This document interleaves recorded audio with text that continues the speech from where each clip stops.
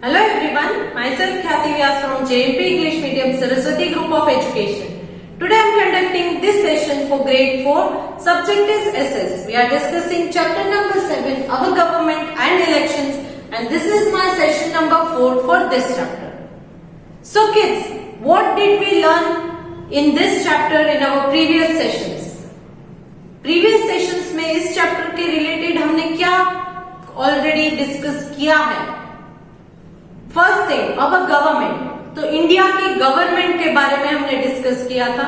India में government 3 अलग अलग लेवल्स पर काम करती है, central government, state government and local self government. Local self government में 3 अलग अलग बॉडीज हैं। एक है जो विलेज लेवल में काम करती है, एक टाउन में एंड एक सिटीज में।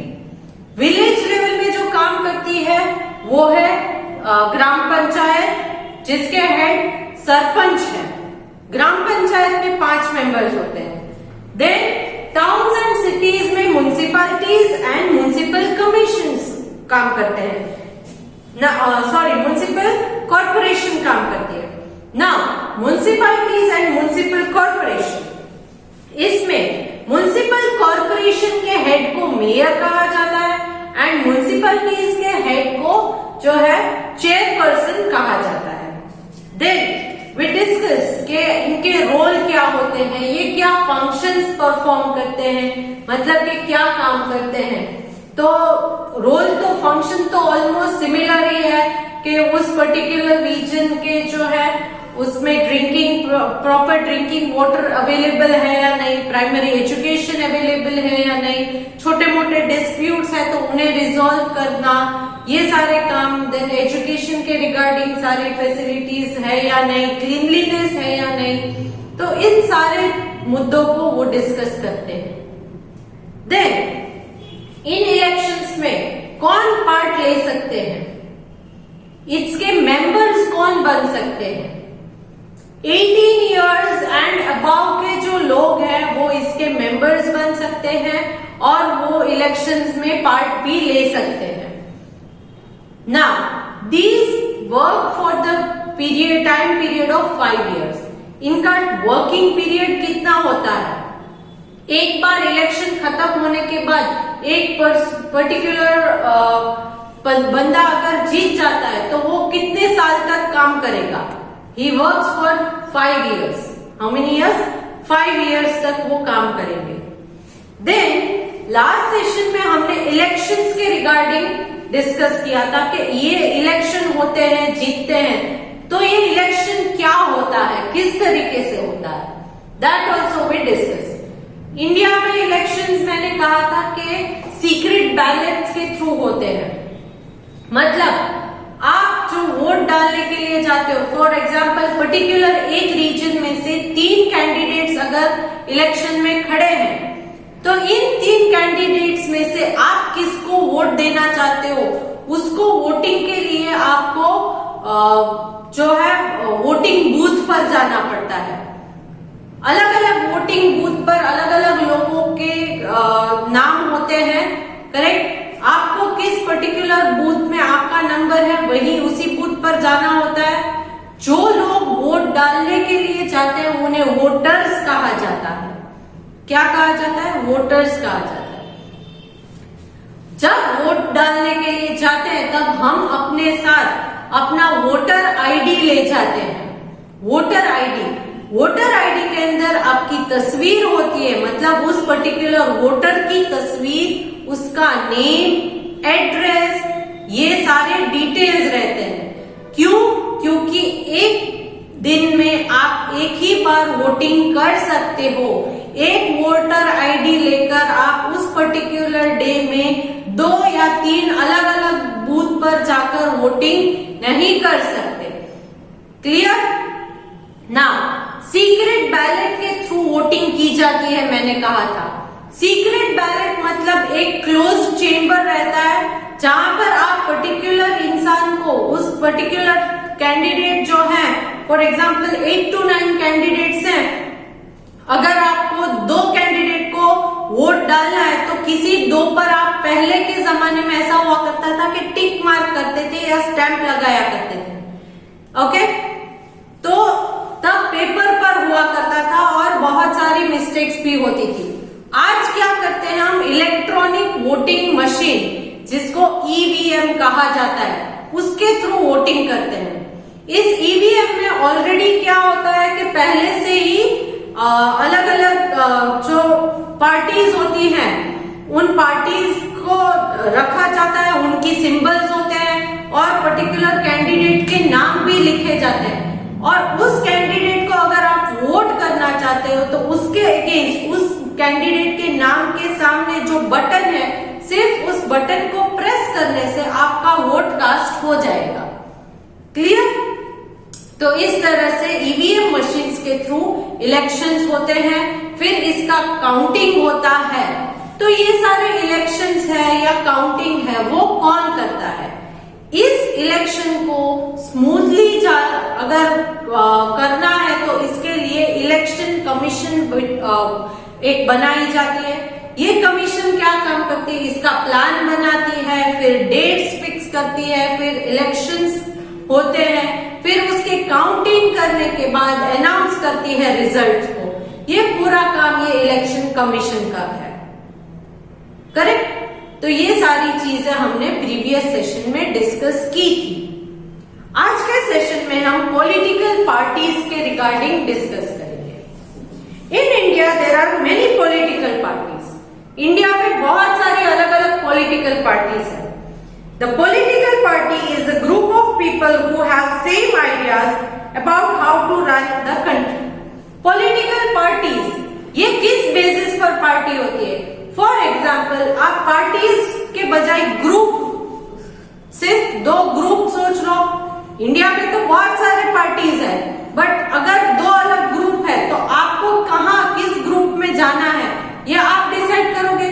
फॉर एग्जाम्पल एक ग्रुप में जो लोग सारे उनकी थिंकिंग है उसके साथ आपका मैच होता है तो आप वहां जाओगे। अगर आपकी थिंकिंग उनके साथ नहीं मैच करती है, अलग दूसरे ग्रुप के साथ मैच होती है, तो आप उस ग्रुप में जाओगे। उसी तरह ये पॉलिटिकल पार्टीज इसी बेसिस पर बनती है कि उस पर्टिकुलर पार्टी के जो मेंबर्स हैं उनके साथ आपके आइडियाज मैच होने चाहिए, तो आप उस पार्टी के मेंबर बन सकते हो। Clear? So, a political party is a group of people who have same ideas about how to rule a country. ये एक ऐसा ग्रुप होता है जिस ग्रुप के सारे मेंबर्स के एक ही तरह के आइडिया होने चाहिए कि इस कंट्री को हम कैसे रन कर सकते हैं, कैसे डेवलप कर सकते हैं। अगर वहां पर आइडियाज मैच नहीं करते हो तो क्लैश हो सकता है, झगड़ा हो सकता है।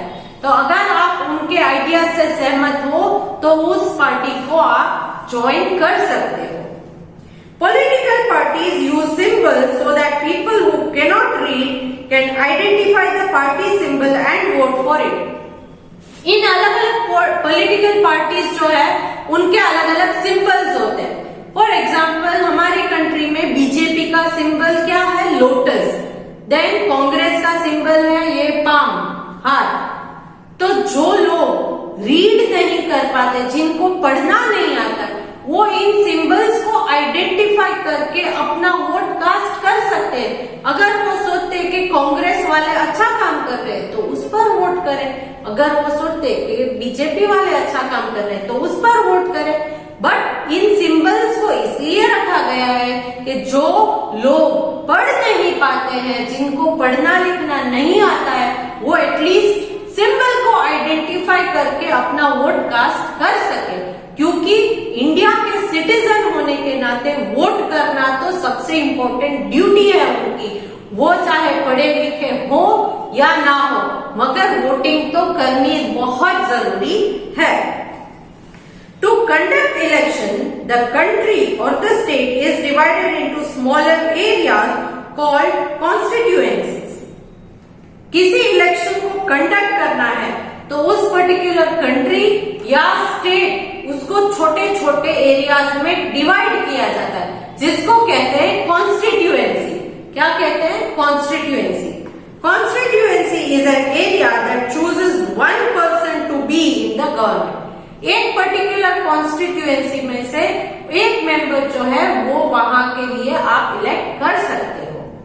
Each constituency can elect one leader. हर एक कॉन्स्टिट्यूएंसी में एक लीडर होता है। Political party select one member to fight the election in every constituency. और ये पॉलिटिकल पार्टीज जो होती है, for example political party A and political party B. अब ए वाली पॉलिटिकल पार्टी उस पर्टिकुलर कॉन्स्टिट्यूएंसी में से अपना एक मेंबर सिलेक्ट करेगी और ग्रुप बी जो है वो अपना एक मेंबर उसी कॉन्स्टिट्यूएंसी में से होगा। अब इन दो लोग जो एक ही कॉन्स्टिट्यूएंसी के हैं बट दो अलग अलग पार्टीज के हैं, उनके बीच इलेक्शन होगा कि आप इस ग्रुप ए के जो मेंबर है उसे इलेक्ट करना चाहते हो या ग्रुप बी के मेंबर को इलेक्ट करना चाहते हो। It depends on you. The member is known as the candidate of that political party. और जो मेंबर वो पॉलिटिकल पार्टी सिलेक्ट करके अपना रिप्रेजेंटेटिव करती है तो उस मेंबर को हम कहते हैं candidate. For example group A का कैंडिडेट ये है, ग्रुप बी का कैंडिडेट ये है। तो दोनों ग्रुप्स में से एक एक कैंडिडेट होते हैं जो इलेक्शन में एक दूसरे के अगेंस्ट कॉम्पीट करते हैं। Each candidate tries to get as many votes as possible in order to defeat the candidate of other party। ये दो जो कैंडिडेट होते हैं वो एक ही कॉन्स्टिट्यूएंसी में होते हैं, एक ही कॉन्स्टिट्यूशन में इलेक्शंस के लिए खड़े होते हैं। अब उस कॉन्स्टिट्यूएंसी के जितने कॉमन पीपल है वो वोट करेंगे। तो इन दोनों का क्या काम होगा कि ग्रुप ए का कैंडिडेट ये सोचेगा कि सबसे ज्यादा वोट मुझे मिले, ग्रुप बी का कैंडिडेट है वो सोचेगा कि वोट ज्यादा मुझे मिलने चाहिए। तो उनका ये एफर्ट होना चाहिए कि मुझे ज्यादा वोट मिले, दूसरे को कम वोट मिलने चाहिए। Now each candidate tries to get as many votes as possible in order to defeat the candidate of other party. Defeat मतलब क्या? जिसको ज्यादा वोट मिलेगा वो जीत जाएगा और जिसको कम वोट मिलेंगे वो कैंडिडेट हार जाएगा। The candidate who gets maximum number of vote wins the election. अब यहां पर फॉर एग्जाम्पल 100 पीपल वोट करने के लिए आएंगे। फॉर एग्जाम्पल 100 पीपल में से group A and group B के कैंडिडेट्स हैं तो ग्रुप ए के कैंडिडेट को 80 वोट्स मिले, ग्रुप बी के कैंडिडेट को 20 वोट्स मिले तो बट ऑब्वियस है कि ज्यादा वोट ग्रुप ए के कैंडिडेट को मिले तो वो जीत जाता है और ग्रुप बी वाले हार जाएंगे। तो जिसके पास ज्यादा वोट है वो जीत जाता है, जिसके पास कम वोट होते हैं वो हार जाता है। Now the political party which wins the election in the maximum number of constituency forms the government. अब मैंने कहा था कि अलग अलग एरियाज को अलग अलग कॉन्स्टिट्यूएंसी बनाई जाती है। अब कॉन्स्टिट्यूएंसी बहुत सारी है। फॉर एग्जाम्पल 20 कॉन्स्टिट्यूएंसी है। 20 कॉन्स्टिट्यूएंसी में से 15 कॉन्स्टिट्यूएंसी में ग्रुप ए के मेंबर्स विन हुए हैं और सिर्फ 5 कॉन्स्टिट्यूएंसी ऐसे है जिसमें ग्रुप बी के मेंबर या ग्रुप बी का कैंडिडेट जीता है। तो क्या होगा? मैक्सिमम कॉन्स्टिट्यूएंसी में ग्रुप ए है तो ग्रुप ए वाले की गवर्नमेंट बनती है। ओके? ग्रुप बी में क्योंकि कॉन्स्टिट्यूएंसी में भले ही उनकी जीत हुई है मगर ऑल टुगेदर सारी कॉन्स्टिट्यूएंसी में मिलाकर सारी कॉन्स्टिट्यूएंसी 20 कॉन्स्टिट्यूएंसी है तो 20 में से सिर्फ 5 कॉन्स्टिट्यूएंसी में से ग्रुप बी विन हुआ है तो वो उनकी गवर्नमेंट नहीं बनेगी। क्लियर? चाहे उनकी पर्टिकुलर कॉन्स्टिट्यूएंसी में उनका कैंडिडेट जीता है बट सारी कॉन्स्टिट्यूएंसी में ऑल टुगेदर अगर आप देखें तो उनकी जीत ग्रुप बी की जीत सिर्फ 5 ही कॉन्स्टिट्यूएंसी में हुई है। बाकी 15 कॉन्स्टिट्यूएंसी में अगर ग्रुप ए की जीत हुई है तो ग्रुप ए का गवर्नमेंट बनेगा। Now the party who which does not win forms the opposition.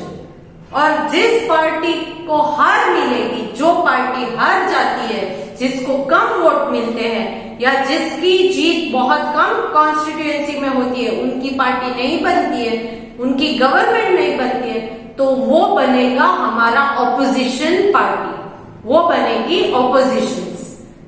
Opposition's मतलब इनके विरुद्ध में है। ऑपोजिशन को हिंदी में हम विरोध कहते हैं, तो ये उनकी ऑपोजिशन बन जाएगी। So the party which does not win forms the opposition, वो ऑपोजिशन बन जाती है। Opposition is the political party that does not part और that are not part of the government, वो गवर्नमेंट में पार्ट नहीं है, वो हार चुके हैं, इसीलिए वो ऑपोजिशन बन जाते हैं।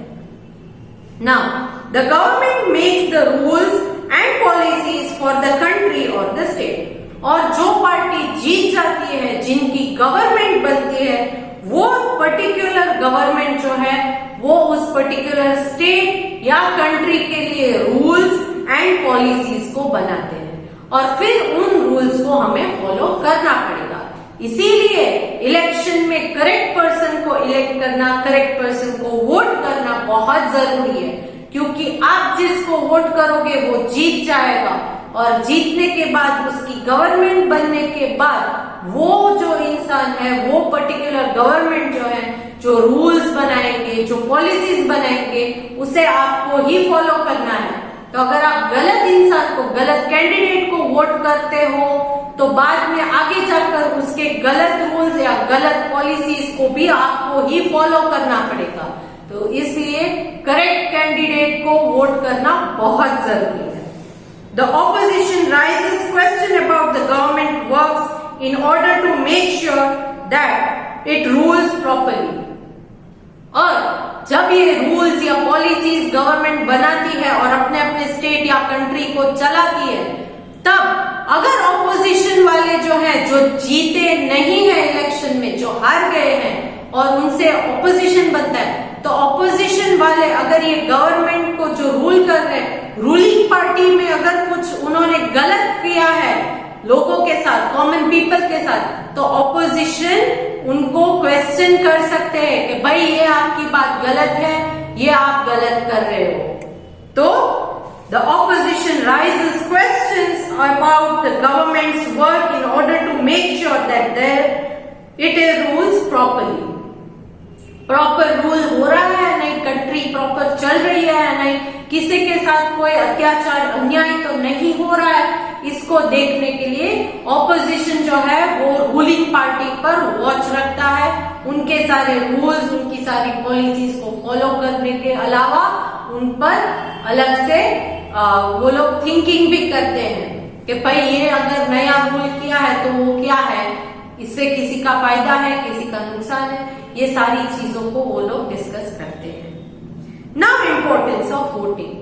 सबसे इम्पोर्टेंट तो वही मैंने बोला कि अगर आप वोटिंग नहीं करते हो तो भी गलत इंसान जो है वो हो सकता है लीडर बन जाए, क्योंकि आपने वोट नहीं किया था, करेक्ट। और जिन लोगों ने वोट किया था उन्होंने गलत इंसान को वोट किया था।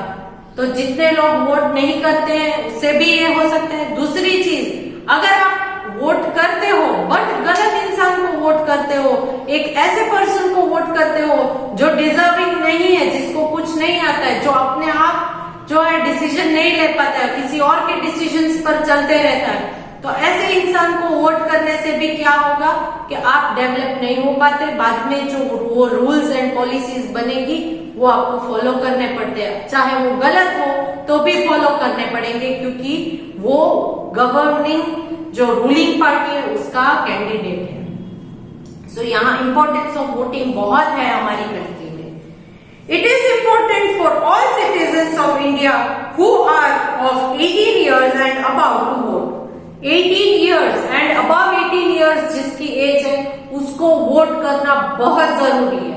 हमें वोट करने जाना ही चाहिए। अभी आप बच्चे हो, अभी आप वोट नहीं कर सकते, but once you attain 18 years हो जाने के बाद आपको कंपल्सरी वोट करना चाहिए। क्यों? क्योंकि ये आपकी ड्यूटी है। आप अगर वोट कास्ट नहीं करोगे तो हो सकता है गलत इंसान जीत जाए और फिर पूरे कंट्री को अलग ही गलत दिशा में डेवलप होने लगे।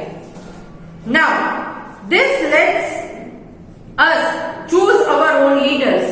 आप अगर वोट करने के लिए जाते हो तो आप अपने लीडर्स को खुद चूज कर सकते हो। ये आपको चांस मिल रहा है कि आप किसे चूज करना चाहते हो।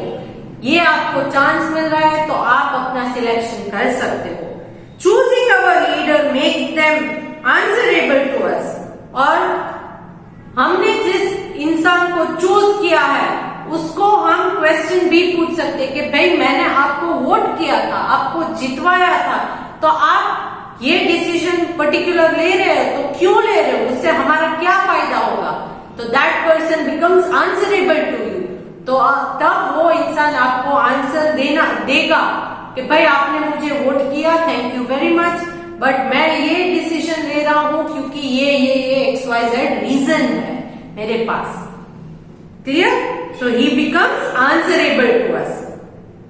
If an elected leader has not work properly, अगर आपके इलेक्शन के बाद कोई जीत जाता है, जीतने के बाद भी अगर वो सही तरीके से काम नहीं कर रहा है, अगर आपको लग रहा है कि अरे ये तो गलत इंसान को हमने वोट कर दिया, ये सही तरीके से काम नहीं कर रहा है, तो क्या?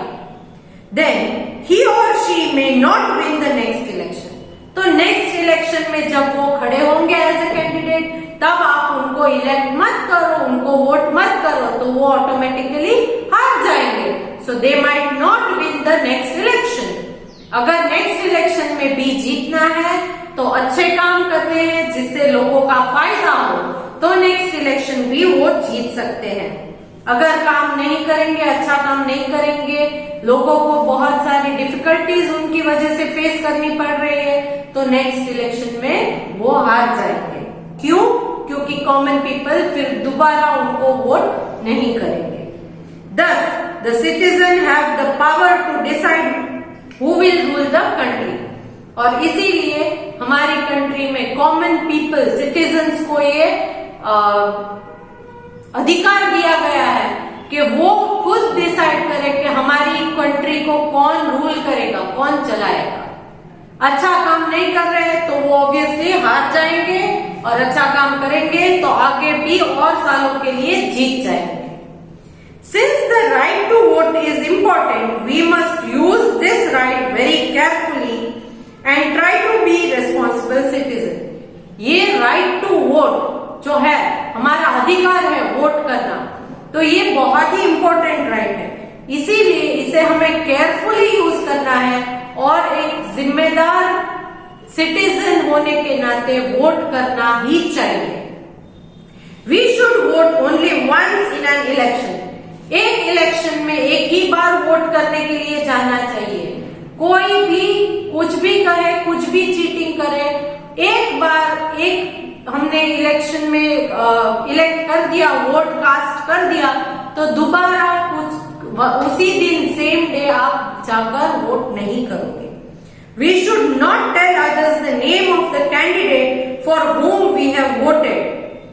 और एक बार वोट करने के बाद, वोट अगर आपने कास्ट कर दिया, तो उसके बाद आप किसी से डिस्कस नहीं कर सकते कि आपने किसको वोट कास्ट किया है, या किसी को इन्फ्लुएंस नहीं कर सकते कि भाई मैंने पर्टिकुलर पार्टी को वोट दिया है तो आप भी उसी को वोट दो।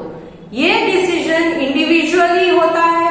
फॉर एग्जाम्पल, आपके घर में आप हो, आपके मम्मी है, आपके पापा है, हो सकता है आपकी मम्मी ने अलग पर्सन को वोट कास्ट किया, आपके डैडी ने अलग पर्सन को वोट कास्ट किया, that is their own decision. तो उसमें ये सीक्रेट होना चाहिए, इसके बारे में कोई डिस्कशन नहीं होनी चाहिए, because it is a secret ballot. क्यों? क्योंकि ये एक सीक्रेट बैलेट है, इसलिए आप किसी के साथ इसके बारे में डिस्कस नहीं कर सकते।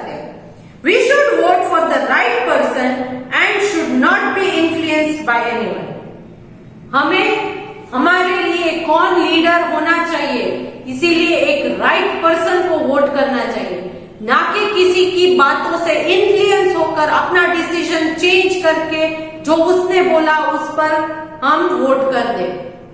आप अपने लिए किसको सिलेक्ट करना चाहते हो वो आप डिसाइड करोगे।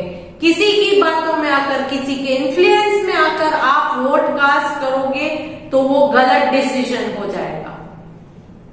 When elections are held in free and fair manner, people can get government of their choice. जब लोगों को इलेक्शंस एकदम फ्रीली करवाया जाता है एंड फेयर मैनर में, कोई चीटिंग के बगैर, लोग आजादी से अपने आप आ सकते हैं, वोट आपको जिसको वोट करना है फ्रीली वोट कीजिए एंड फेयर मैनर, कोई चीटिंग किए बगैर वोट करना है, इस तरह से इलेक्शंस होंगे तो हमें एक गवर्नमेंट जो प्रॉपर वे में हमारे कंट्री को रूल कर सकती है वैसी गवर्नमेंट फॉर्मेशन होगी. So when elections are held in free and fair manner, people can get government of their choice. तो इस तरह से हमें अपने चॉइस की गवर्नमेंट मिल जाएगी जो हमारे देश को आगे और आगे डेवलप कर पाएगी. अगर एक गलत डिसीजन ले लेते हैं तो पूरी गवर्नमेंट गलत हो सकती है. एंड अगर हम वोट नहीं भी कास्ट करते तब भी ये हो सकता है कि जो लोगों ने वोट कास्ट किया था उन्होंने गलत इंसान को सिलेक्ट किया और जो राइट पर्सन को सिलेक्ट करने वाले थे उन्होंने वोट ही नहीं किया. तो क्या होगा, जो राइट कैंडिडेट है वो बेचारा हार जाएगा और रॉन्ग कैंडिडेट जीत जाएगा. तब भी उस सिचुएशन में भी गलत गवर्नमेंट आ जाएगी. तो इसीलिए voting is very important. So when you attain 18 years of age, remember to go and cast your vote for the right candidate. Okay? So यहाँ पर इस चैप्टर को हम खत्म कर रहे हैं. नेक्स्ट सेशन में we will discuss the exercise which is given in the textbook regarding this chapter, and I hope that before that you will read this chapter once and clarify all your doubts. Okay? Along with this video I am sending a PDF that is worksheet based on the fill in the blanks. Hint box में से answer select करके आपको blanks में लिखने हैं. You can go through the text book find the answers. अगर आपको video पसंद आई है तो लाइक पर क्लिक कीजिएगा and see you in the next session.